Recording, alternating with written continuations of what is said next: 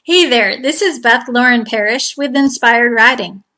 I'm a remote coach and certified riding instructor. In this podcast, I'd love to offer you tips for creating clarity.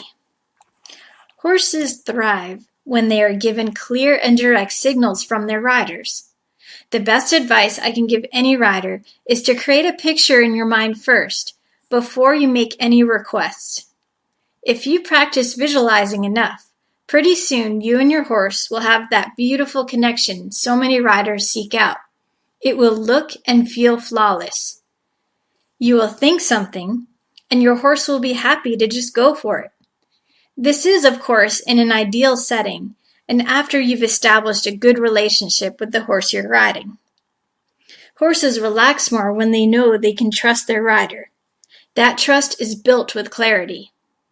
Let's say you want to do a specific jump in the arena. First, imagine yourself heading towards it, getting a perfectly straight line and steady rhythm for the approach.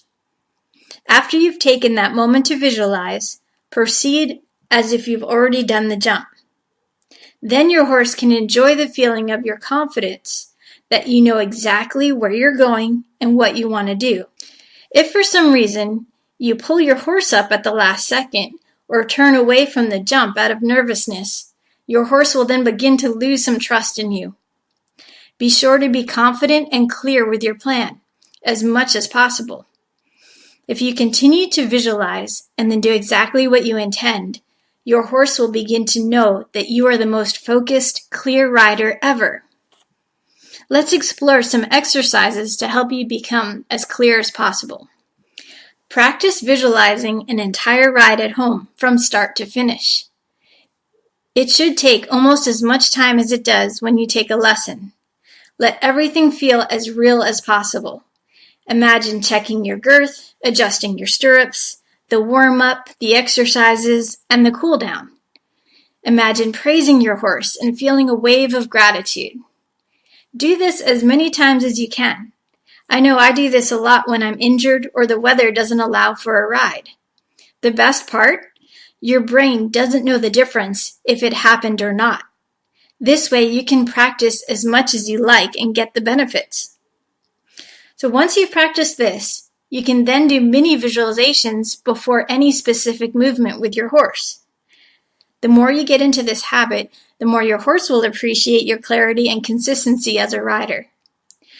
Pick a specific circle and imagine how you want it to feel, how it should look, and how your horse will feel. Imagine how you'll adjust to whatever is needed in the moment. Then go ride on that exact circle. It will take practice, but you'll be amazed at how responsive your horse will become. Be clear even on the ground. Pick spots to hand walk your horse over to where you'd like your horse to halt and stay relaxed with you. The more you have a clear and focused idea of where you want to go and what you want it to feel like, the more your horse will relax with you. It's helpful to use focal points of where you'd like to halt, like specific trees or maybe even the letters in the dressage arena. This will help you create a sense of leadership and establish healthy boundaries with your horse. How many times has your horse tried to walk off? Do your best to stay patient and praise your horse when they're on the same wavelength as you. If they get distracted, stay calm and try again. If you get frustrated, take a step back and breathe. Remind yourself that you're building a relationship and not commanding a being to bend at your will. It's so important to find out what your horse enjoys. Perhaps they love a scratch around the withers or under the belly. Get your horse to enjoy the little moments at the halt. Beam love and appreciation at them. Then feel your joy and let your horse feel that joy from you. Step into clarity with your entire essence. And the final piece is that I'd love for you to become a time traveler. Say what? Seriously. Ride into your future a few strides ahead. Continue to imagine how you want your horse to feel and what you want to do next, just a few strides ahead. I'm not saying to do this for the entire ride because it's always best to stay present and in the moment, but it's certainly a handy tool to utilize. It's especially useful if you're about to approach that dreaded spooky section of the arena, or the area where your horse loves to get sticky. It's also great to imagine a movement that is particularly tricky, and instead of thinking, oh no, here's where we're going to mess up, imagine thinking to yourself instead, we are approaching what we just did, and it felt amazing, and then you go ahead and ride right into that feeling. Onward, time traveler. So play with these exercises as much as possible. It will eventually start to become more natural.